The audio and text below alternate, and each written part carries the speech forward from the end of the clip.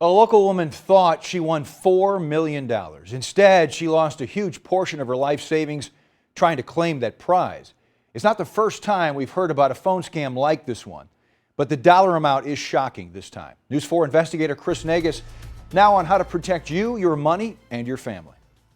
In November, she was told that she was a winner of the Publishers Clearinghouse contest. Barb Fish of Belnor still can't believe it. Her 91-year-old mother-in-law, Corrine, was swindled out of a huge chunk of her life savings. And it all started with a phone call.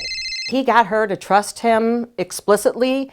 She told him her life story. Fish says her mother-in-law thought she was paying taxes to claim her prize. From November until February, she wrote check after check. $20,000, $1,300, $10,000, $15,000, $30,000, and there's more. In fact, there's lots more. $25,000, another $30,000. Fish says her mother-in-law sent the scammers nearly $250,000. When you say that number out loud, what is your thought behind that? Oh, it's devastating. She is just, now that she knows that it wasn't for real, she's just devastated. In some cases, Fish says her mother-in-law actually withdrew cash and mailed it off, close to 10 grand. She's frustrated the bank didn't stop her. I think it's horrible. When you have elderly people that trust you and you don't question or try and,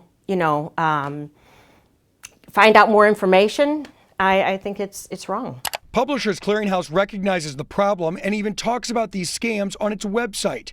They warn consumers not to send any money to prepay taxes, and they will only notify winners of a prize via mail or in person, not over the phone. When Fish and her husband figured out the ruse, they had their mother's phone calls forwarded to their cell number. Fish says her husband told the scammers to stop, and it got personal. You've done enough damage. Just, stop calling.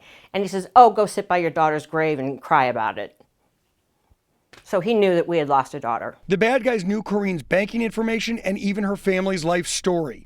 The Fish family is going public because they don't want another family to be vulnerable or fall victim.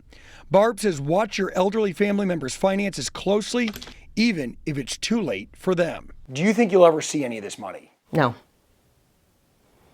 No, I don't. Barb Fish tells me they have now called the FBI. The money and the checks, they were mailed to multiple addresses all over the nation, but many of the calls originated from an 876 area code, which is Jamaica. In the past, experts have told us not to answer an 876 area code phone number if you don't recognize it. If you have a scam or ripoff you want me to investigate, send me an email or a message through my KMOV Facebook page. Chris Nagus, News 4 Investigates.